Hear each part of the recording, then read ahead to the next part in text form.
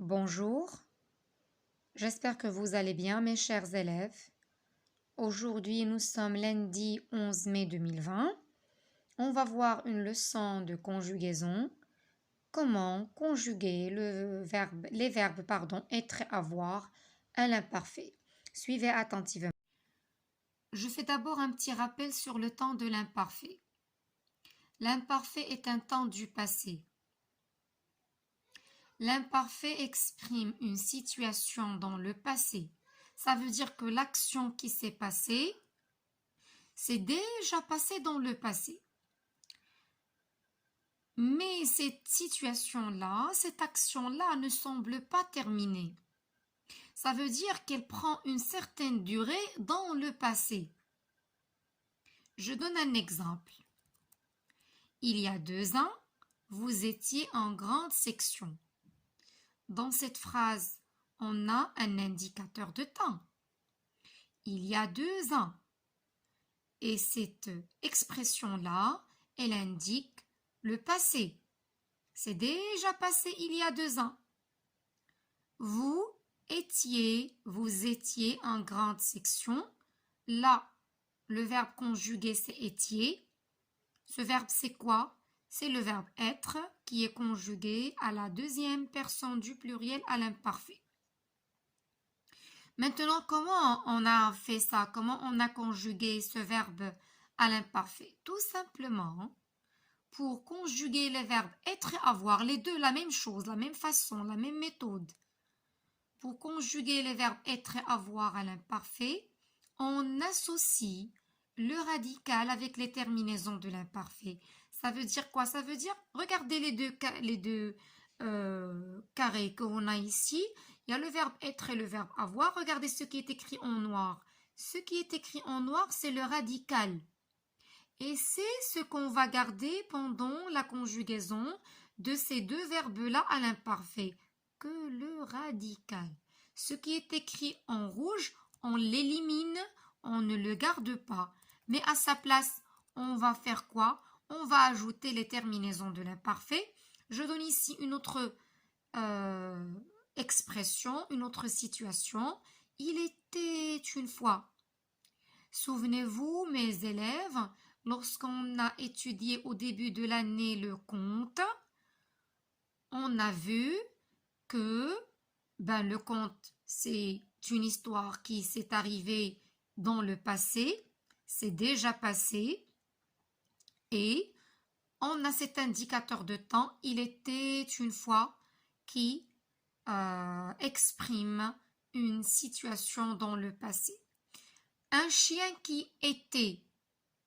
Alors, ce que vous voyez ici en gras était, c'est le verbe être à l'imparfait. On a le radical est, ce que je viens de dire tout à l'heure, et on a ajouté à ce radical la terminaison de l'imparfait AIT. Pourquoi AIT? Parce que AIT, c'est la terminaison de l'imparfait de la troisième personne du singulier. Quel est le sujet? Qui est-ce qui était noir? Qui est-ce qui était noir? C'est le chien. On a un chien, groupe nominal sujet. Et qui avait des poils longs. Avait. La même chose. C'est le verbe avoir conjugué à la troisième personne du singulier à l'imparfait. AIT est une terminaison de l'imparfait. Je suis désolée, ici un petit décalage sur ce qui est écrit ici et ici. Mais le groupe nominal sujet, on parle de un chien. Était, c'est le verbe être à l'imparfait. Et pronom personnel singulier, c'est juste pour dire qu'il s'agit toujours de un chien. Je ne voulais pas faire la répétition il. Et on a avoir à l'imparfait, c'est avait. Avait, c'est le verbe avoir conjugué à l'imparfait. Maintenant, je vous montre un tableau qui nous montre la conjugaison de ces deux verbes-là à l'imparfait. Regardez bien, là j'ai bien indiqué deux couleurs. Le noir, c'est le radical. Ce qui est en rouge, c'est la terminaison de l'infinitif lorsqu'on parle de être et de avoir, mais lorsqu'on conjugue avec les pronoms personnels, là, qu'est-ce qu'on a? On a gardé le radical, hein, et on a ajouté les terminaisons de l'imparfait, et c'est tout à fait pareil pour le verbe avoir. Quelles sont ces terminaisons? AIS pour je, première personne du singulier, AIS pour tu, deuxième personne du singulier, AIT, troisième personne, terminaison de l'imparfait de la troisième personne du singulier, il ou bien elle ou bien on, IONS, terminaison de la première personne du pluriel du verbe avoir à l'imparfait. Aviez, IEZ, terminaison de l'imparfait de la deuxième personne du pluriel. Là, je vous demande de bien garder, retenir dans la tête que à l'imparfait, on a I, hein, il y a le I, il y a le I, ONS, il y a le IEZ, il y a le IONS, il y a le IEZ. Pourquoi je vous dis ça? Pour ne pas confondre avec les terminaisons du présent, qui sont quoi? Qui sont ONS et EZ. La troisième personne du pluriel, il est elle au pluriel. On a A, I, E, N, T. D'accord? A, I, E, N, T, c'est la terminaison de l'imparfait, hein, de la troisième personne du pluriel. Un petit exercice pour appliquer. Je conjugue les verbes entre parenthèses à l'imparfait.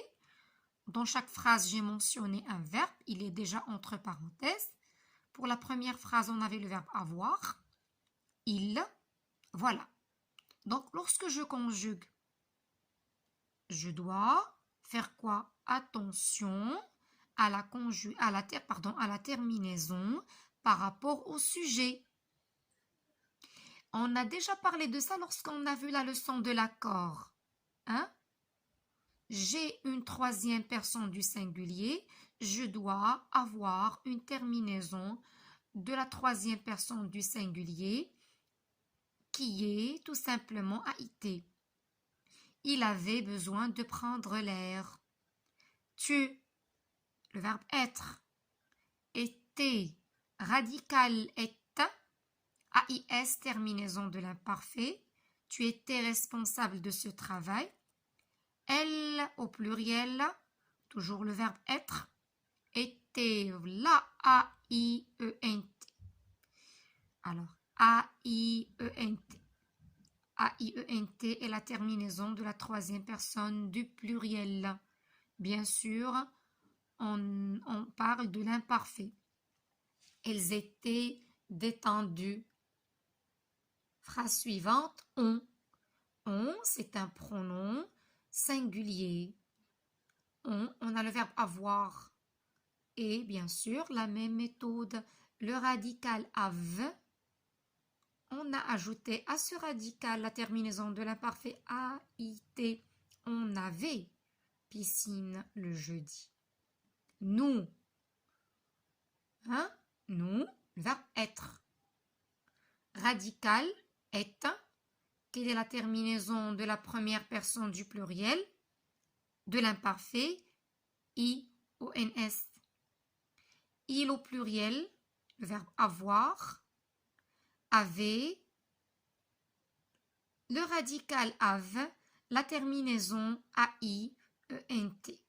De la fièvre. Voilà. Vous avez le tableau. Les terminaisons sont les mêmes que pour le verbe être et le verbe avoir. D'ailleurs, l'imparfait, c'est toujours les mêmes terminaisons pour tous les verbes. D'accord? Ça ne change pas. Alors là, c'est un exercice que vous devez faire. Quoi? Je m'entraîne. Je donne, premier exercice, je donne l'infinitif des verbes conjugués suivants. Tu avais. Quel est l'infinitif du verbe conjugué? D'abord, vous devez repérer le verbe conjugué. Tu avais.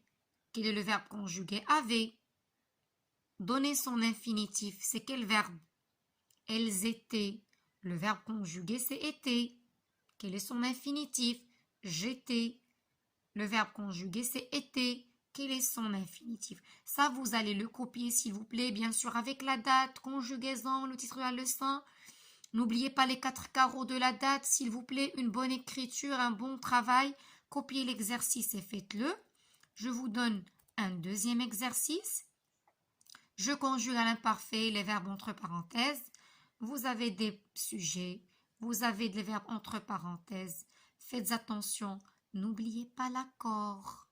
Lorsque je dis l'accord, ça veut dire le sujet. Le sujet et la terminaison du verbe conjugué. Je vous souhaite bonne chance et à bientôt, Inch'Allah.